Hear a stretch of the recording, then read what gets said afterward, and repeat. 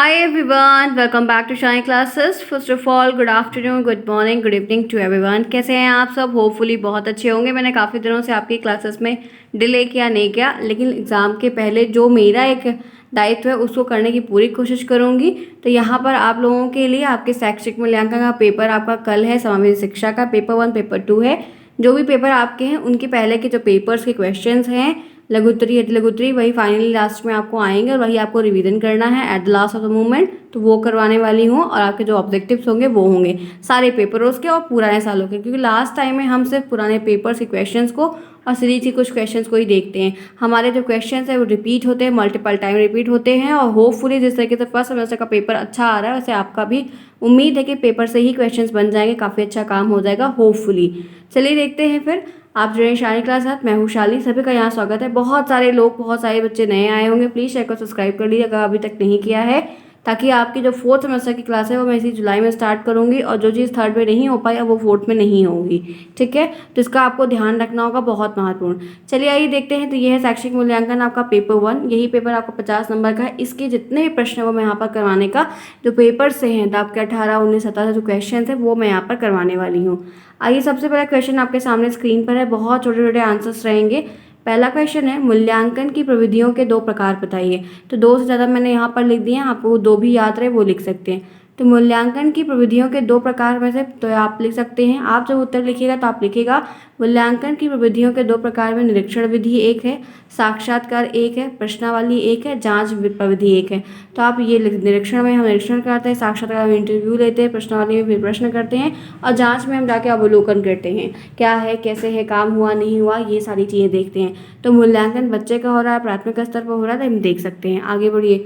दूसरा है, एक अच्छे परीक्षण के 2 गुण बताइए। तो एक अच्छे परीक्षण के 2 गुण क्या होते हैं? एक वैधता होनी चाहिए, सबसे अच्छी बात यही है कि वैधता पूरी तरीके से होनी चाहिए।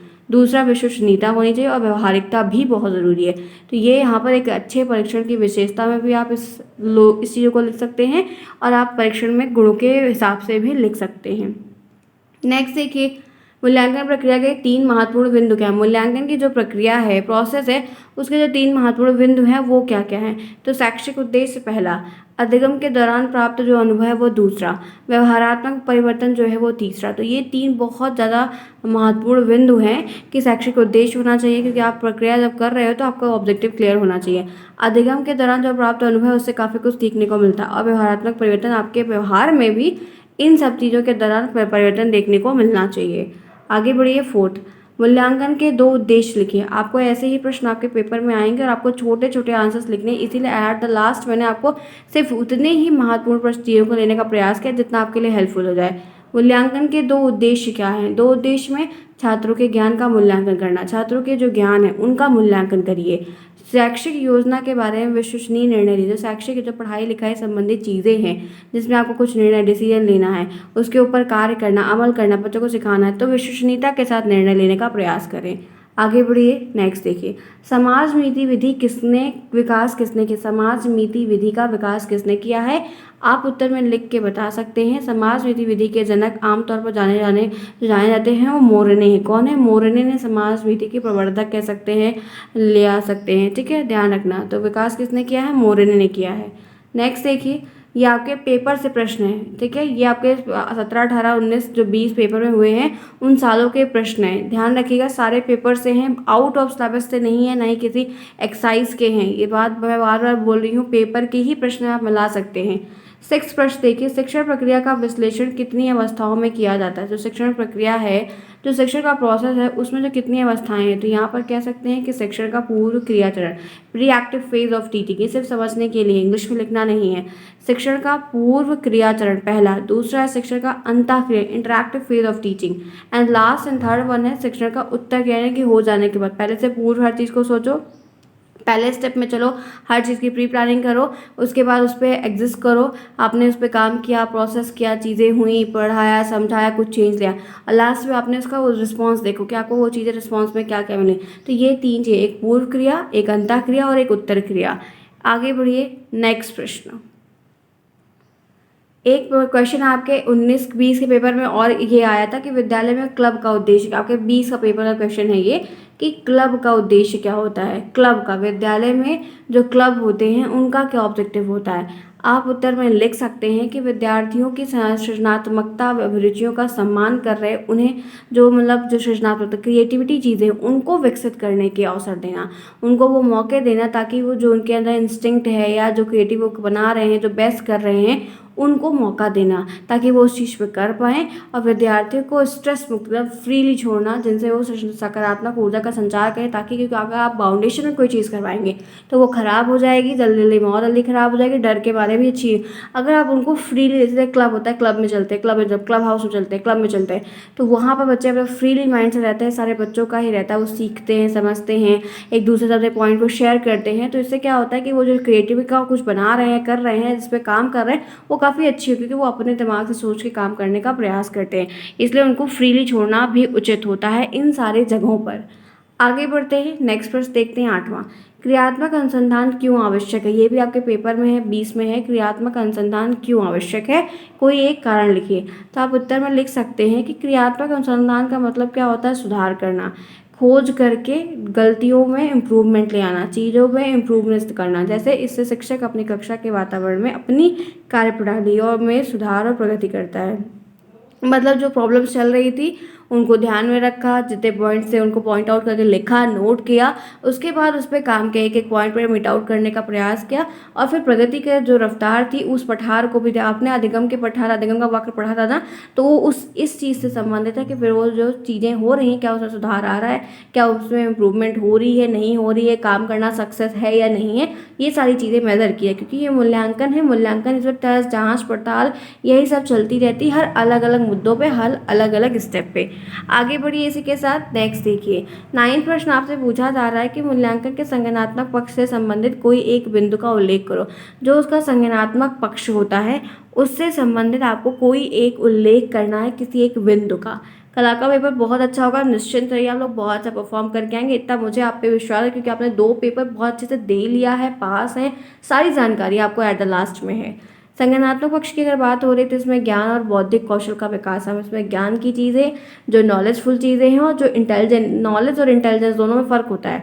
तो नॉलेज की जो चीज़ें हैं, समझ है, विवेक है, प्रेजेंस ऑफ माइंड है, बुद्धि है, कैसे काम करना है, क्या करना है, तो ये दोनों चीज़ें इस पक्ष में शामिल होती है, जिससे बहुत एक अच्छा कह सकते हैं कि उद्देश्यपूर्ण होता है या विकास होता है छोटे बच्चों का, या जिस भी स्तर पर ये मूल्यांकन जिसका जिस आयु के हिसाब से किया जा रहा है। आगे बढ़िए इसी के साथ, नेक्स्ट प्रश्न देखते हैं। जिन्होंने क्लास को अभी तक नहीं लाइक किया फटाफट लाइक भी कर दे। चलिए आइए, नेक्स्ट प्रश्न आपके सामने है, मूल्यांकन और मापन में कोई एक अंतर लिखिए। जब भी आपको अंतर लिखने का हमेशा आप लाइन खींच के लिखिएगा, यहाँ पर मैंने पैराग्राफ के रूप में लिया है, बट आप ऐसा मत लिखिएगा। आप जितनी अच्छी प्रॉपर तरीके से, अच्छे तरीके से, सही तरीके से कॉपी लिखेंगे, बड़े पेपर की जो 50 नंबर उनको भरने का भी प्रयास करिए कि कॉपी को भर के लिखिए, ठीक है। इसका थोड़ा सा फर्क पड़ता है, 50 नंबर वाले तो एटलीस्ट आप कर ही सकते क्योंकि उसी से आपका नंबर बनता है, तो ध्यान रखिएगा इन चीज़ों को। अब दोनों में क्या डिफरेंस है, दोनों में क्या अंतर है। मापन की अपेक्षा मूल्यांकन अधिक व्यापक है, बहुत ध्यान से पढ़िएगा। मापन की अगर हम बात करते हैं तो मापन की जगह पर मूल्यांकन वो अधिक व्यापक है, विशाल है, बड़ा है, बृहत है, ठीक है।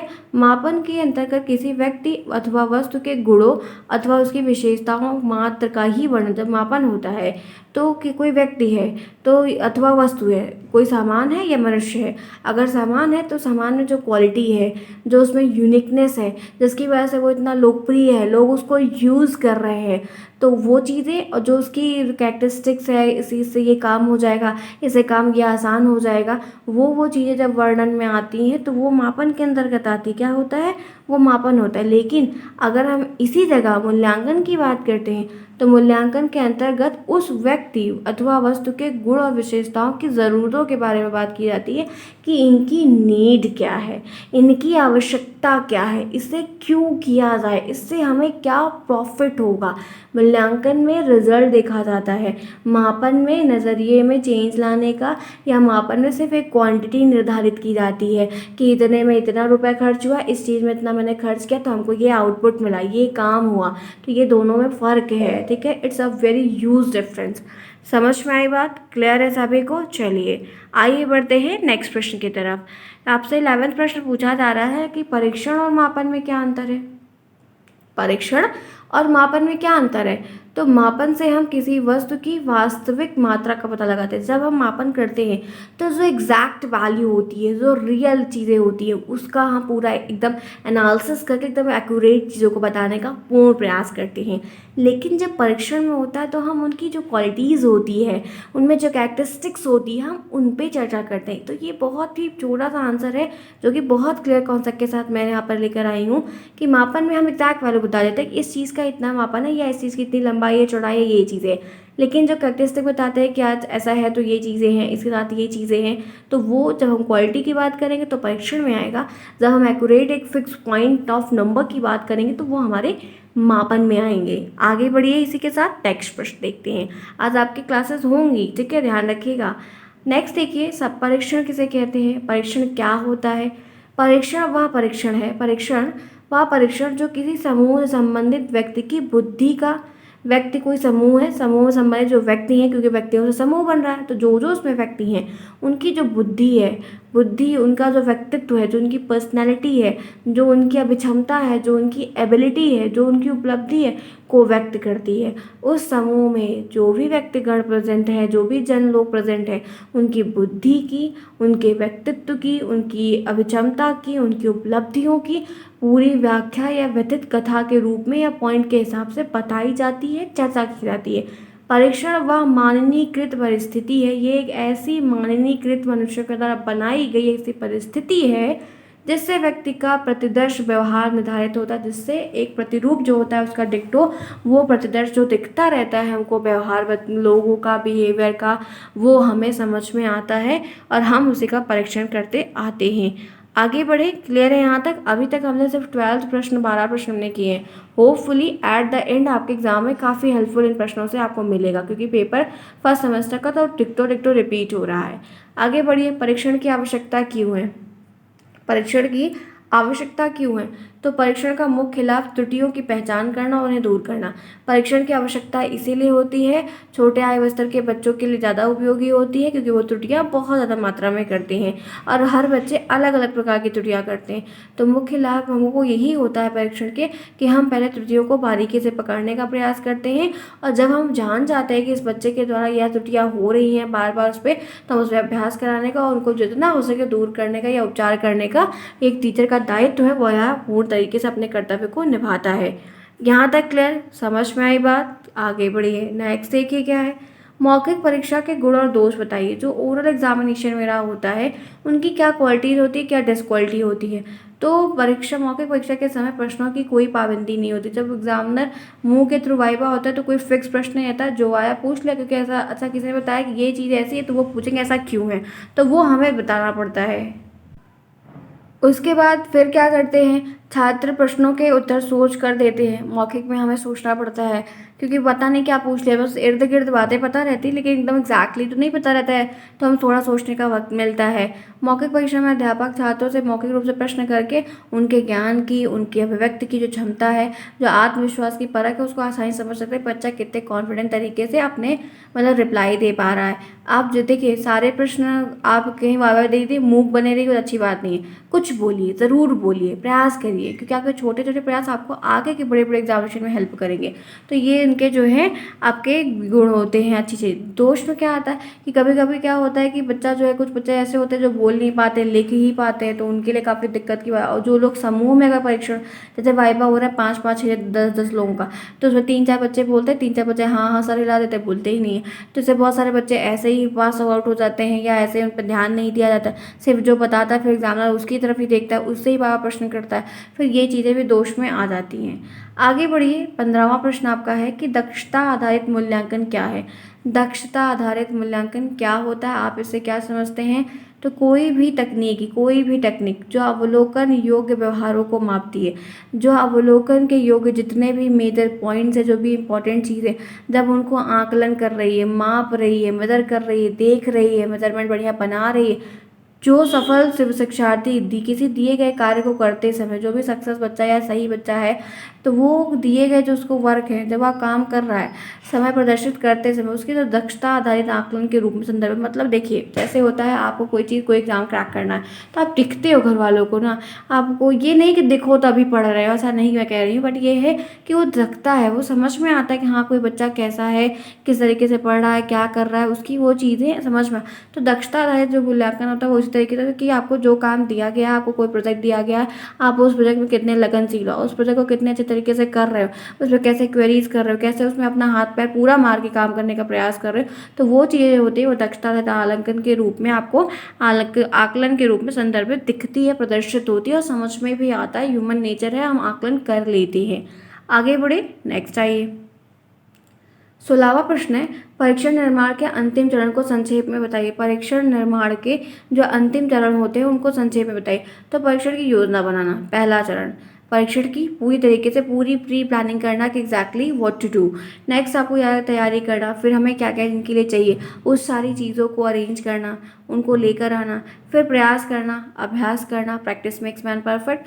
आप जितना उस पर प्रैक्टिस करने का प्रयास करेंगे, ट्राई करेंगे, वो चीज़ उतनी निखरेगी, अच्छी बनेगी। मूल्यांकन करना, एनालिसिस करना, जांच पड़ताल करना, देखना, समझना, रिलेटेड चीज़ों को जानने का प्रयास करना, उस पर कुछ काम करना, तो ये चीज़ आपके लिए महत्वपूर्ण हो जाती हैं और आप बढ़िया तरीके से परफॉर्म करके काम कर पाते हो। तो 16वें में जो पूछा गया प्रश्न काफ़ी बढ़िया है। आगे बढ़ते हैं और इसी के साथ चलते हैं नेक्स्ट प्रश्न की तरफ। शिक्षण अधिगम सुधार हेतु स्थानीय समुदाय की भूमिका बताइए। जो सुधार करना उससे जो समुदाय है उनकी भूमिका क्या क्या इसमें होती है।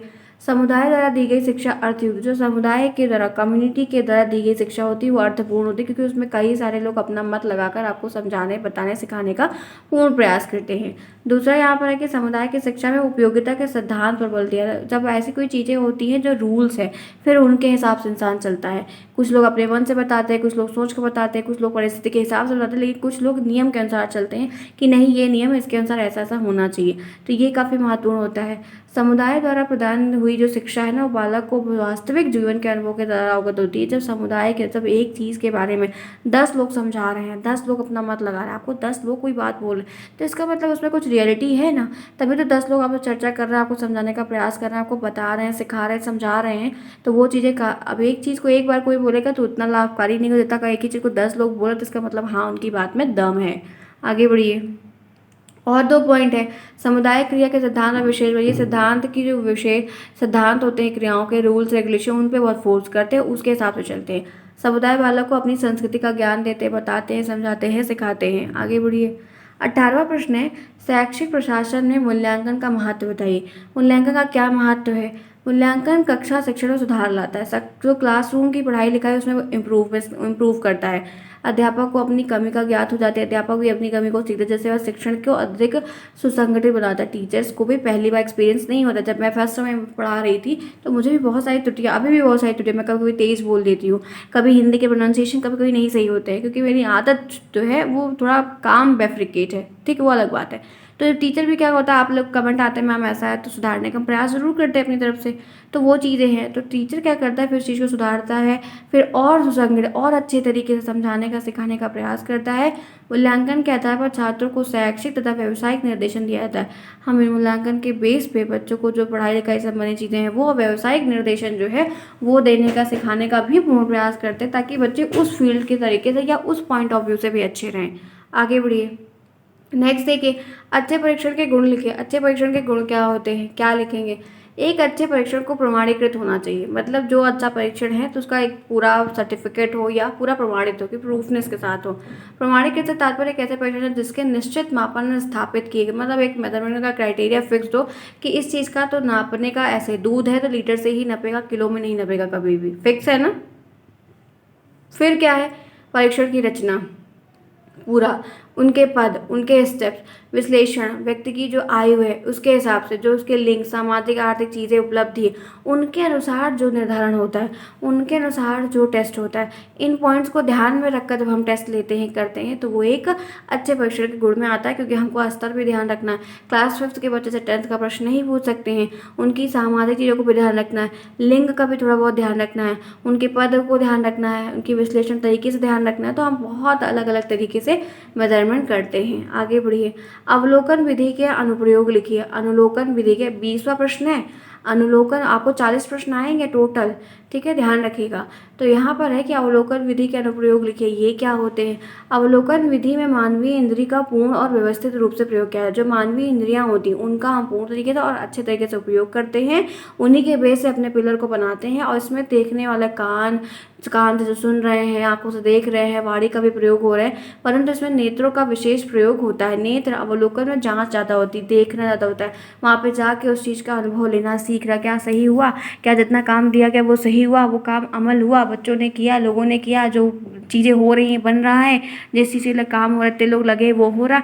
तो इन सारी चीज़ों का जांच जो है किया जाता है। तो नेत्रों की जो भूमिका है वो इसमें बहुत महत्वपूर्ण होती है, क्योंकि इन्हीं की अपनी आंखों से तो देखते हैं। ठीक है, यहाँ तक क्लियर है? चलिए आगे बढ़ते हैं इसी के साथ। नेक्स्ट देखते हैं, आगे बढ़िए। इसमें कुछ और बातें हैं कि प्रेक्षक घटनाओं को अपनी आंखों, मतलब जो प्रेक्षक है, जांच करने वाला है, वो जाके अपनी आंखों से देखता है, फिर उसके बाद जो है संकलन जो पॉइंट्स होते हैं उनको नोट डाउन करके उसे सिखाने का, बताने का, आगे बढ़ाने का प्रयास करता है।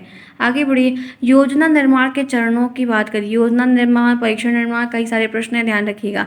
तो परियोजना की पहले मतलब पहचान करो, प्रोजेक्ट को पहले आइडेंटिफाई करो, फिर उसके बाद जो है फॉर्मुलेशन करो, निरूपण करो, उसके माइंड मेकिंग में बनाओ कि इसके बाद ये, या हम ऐसे कर सकते हैं, ये भी स्टेप इंक्लूड कर सकते हैं, या ये भी चीज़ें इसमें डाल सकते हैं। मूल्यांकन करो, ठीक है, उसके बाद चयन करो, फिर चूज़ करो कि नहीं अब ये सारे 3-4 ऑप्शन आप कुछ लेने गए हो, जीन्स मॉल में लेने गए तो कोई जीन्स 1 2 3 लेके आओगे, क्या पूरा मॉल थोड़ी उठा के कोई लाएगा। तो चूज़ करो, चाहे जिस भी फील्ड में हो, प्रोजेक्ट स्ट्रीम चूज़ करो, फिर उसके बाद उस पर काम करना शुरू करो। तो ये कुछ चरण होते हैं जो हम प्लानिंग के थ्रू बनाते हैं, करते हैं, और ये चीज़ें हमारे इर्द गिर्द चलती रहती हैं, और हम हर जगह, हर दैनिक कार्य जो जीवन है उसमें भी करते हैं, जरूरी नहीं कि पढ़ाई में ही करते हैं। आगे बढ़िए, 22वां प्रश्न। क्या समझ में तो आ रहा है ना? पेपर के हैं ये 22 के, 20 के और 19 के, 18 के, 3 सालों के लेटेस्ट पेपर हैं, उनके प्रश्न मैं करवा रही हूँ। ठीक है, ध्यान रखिएगा, आप मैच कर सकते हैं, वो काफ़ी हेल्पफुल मिलेगी। क्लास पसंद आ रही है, मैं लास्ट में फिर भी प्रयास कर रही हूँ आप लोगों के लिए, तो लाइक तो बनता है। शैक्षिक अनुसंधान के चरणों का उल्लेख करिए। शैक्षिक अनुसंधान से तात्पर्य उस अनुसंधान से है, ठीक है, जो शिक्षा के क्षेत्र में किया जाता है, पढ़ाई लिखाई के संबंधित चीज़ों पे ही इर्द गिर्द है, उनके ही वातावरण से संबंधित है, उन पे ही सिखा रहे हैं, उन पे ही बता रहे हैं। उसका उद्देश्य शिक्षा के विभिन्न पहलू का, हर एक पहलू, डिफरेंट पॉइंट्स होते हैं, आयाम होते हैं, प्रक्रियाएं होती हैं, उन पे हम विशेष और नवीन तरीके से सृजन करते हैं, नया बनाने का प्रयास करते हैं। वर्तमान ज्ञान की जो परीक्षण है उन पे ध्यान रखते हैं। विकास की भावी योजनाओं का दिशा निर्धारण भी करना चाहिए कि हम इनमें कैसे कैसे चीज़ों का क्या आकलन करना है, क्या सीखना है, क्या सिखाना है, क्या बताना है, क्या तरीके हम इसमें अमल कर सकते हैं जिससे हमारा सुचारू रूप से काम अच्छे से हो सके और हमारा आउटकम बढ़िया आए। आगे बढ़िए इसी के साथ। नेक्स्ट देखिए, 23वां प्रश्न है, सामूहिक सहभागिता के लक्षण को बताइए। तो सामाजिक सहभागिता कहिए या सामूहिक सहभागिता कहिए, एक ही चीज़ है।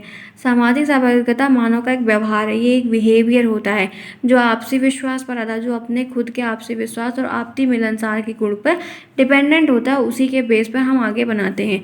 या लोगों के दृष्टांतों और मान्यताओं, जो लोगों के दृष्टांत है, देखने के नज़रिए, जो उनके उदाहरण हैं, जो उनके अनुभव हैं, जो उनकी मान्यताएं जैसे बिलीव कर रहे हैं, उनसे बनता है, उन पे फॉर्मुलेशन होता है। और कह सकते हैं इस प्रक्रिया में प्रत्येक व्यक्ति अपने समाज के विकास में अपनी क्षमता के अनुसार भाग लेता है, अपनी क्षमता के अनुसार सीखने का प्रयास करता है, काम करता है, बताता है, एबिलिटी दिखाता है, प्रदर्शित करता है, निरूपण करता है, उदाहरण लेके आता है, प्रोजेक्ट बनाता है, काम करता है। ठीक है, बात समझ में आई? आगे बढ़े, यहाँ तक क्लियर सभी को? आगे आइए, 24 है, शिक्षण अधिगम में मूल्यांकन के अर्थ को स्पष्ट करिए। मूल्यांकन शिक्षण अधिगम की प्रक्रिया का एक ऐसा सोपान है, एक ऐसी कड़ी, एक ऐसी सीढ़ी, एक ऐसा स्टेप है जिसमें शिक्षक यह सुनिश्चित करता है, टीचर ये फिक्स्ड कर देता है कि उसके द्वारा की गई शिक्षण व्यवस्था और शिक्षण को आगे बनाने की प्रक्रिया कितनी सफल हो गई है, कितनी सही है, कितना सही चुनाव है, और कितने सही तरीके से करने का बेहतरीन प्रयास या बेहतरीन प्रदर्शन इनके द्वारा किया गया है। बात समझ में आई? टीचर अपना भरपूर प्रयास करता है, जैसे मैंने सेकेंड सेमेस्टर में काफ़ी किया था, थर्ड में कुछ चीज़ें थोड़ा नहीं हो पाई, क्लासेस कम हो पाई हैं, रीज़न थोड़ा सा आप में भी रह गया और मेरे में भी रह गया क्योंकि मैं कर नहीं पाई। ठीक है, और आप लोगों ने मेरे से सपोर्ट पूरे तरीके से नहीं किया। फिलहाल वो एक बात की बात, एक फैक्टर है, अभी उसको चर्चा नहीं करके पढ़ाई पे ध्यान देते, जो कि आप लोग परसों कल से जाके 3 दिन अच्छे से पेपर करके आओ, बाकी 4th की हम सेकंड की तरह करेंगे। ठीक है, अल्टरनेट हो गया। चलिए आगे, 25 आइए, एनेक्डोटल्स रिकॉर्ड्स, ये भी आपके पेपर में है 2020 में दिया गया। एनेक्डोटल टोटल रिकॉर्ड्स ये क्या होते हैं? एक छोटी घटना, एक छोटा सा मार्मिक वर्णन, एक घटना या घटना के घटने के बाद के लिखने की घटना का जो एक विवरणात्मक सारांश होता है वो होता है एनेक्डोटल रिकॉर्ड्स। ध्यान रखिएगा, वेरी वेरी वेरी इंपॉर्टेंट है। मे भी पॉसिबिलिटी है कि यह प्रश्न आपसे ज़रूर पूछ लिया जाए। आगे बढ़िए, शैक्षिक नवाचार की आवश्यकता और महत्व बताइए। शैक्षिक नवाचार क्या है, इनकी आवश्यकताएं और महत्व बताइए। तो नवाचार शैक्षिक व्यवस्था और शिक्षा कार्य प्रणाली को मजबूत बनाए रखने के लिए बहुत महत्वपूर्ण है। ये इसकी आवश्यकता यही है कि अगर आप कोई चीज़ कर रहे हैं या शुरुआत ही कर रहे हैं तो आपको ये ध्यान रखना चाहिए कि इस कार्य प्रणाली को कितना हम मजबूत बना सकें, ऐसे क्या आधार बिंदु को रखें जिस पे आगे की भावी चीज़ों को सोच पाएँ। और जितनी कार्यप्रणाली आपकी मजबूत होगी शुरू से, जितना बेस आपका मजबूत होगा उसके ऊपर बनने वाले निर्धारित किए जाने वाले जितने भी चरण होंगे वो आपको बहुत लाभप्रद होंगे और आपका उसको अवश्य रिजल्ट ज़रूर मिलेगा।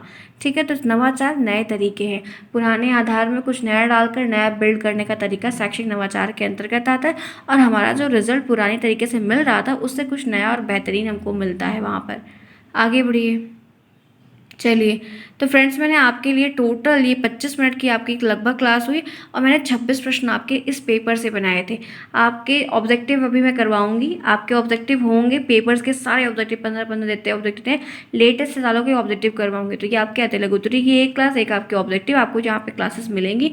होपफुली आपने आज क्लास को लास्ट टाइम मैंने आपसे प्रयास तो किया अपना कि आपको कुछ क्वेश्चंस दूँ, बताऊँ, सिखाऊँ, बताऊँ, तो चीज़ें होंगी। तो ये रहा आपका लास्ट क्वेश्चन। आप लोग का सब कुछ एक प्रकार से हुआ है, आप लोग खुद पढ़ाए, इस बार सेल्फ स्टडी आप लोगों ने ज़्यादा की है, तो मुझे उम्मीद है बढ़िया रहेगा, क्लास पसंद भी आई होगी। अपने कमेंट बॉक्स ज़रूर करिएगा। आपकी सारी क्लासेस मैं तीनों दिन करने का पूर्ण प्रयास करूँगी। Bye bye, take care, best of luck.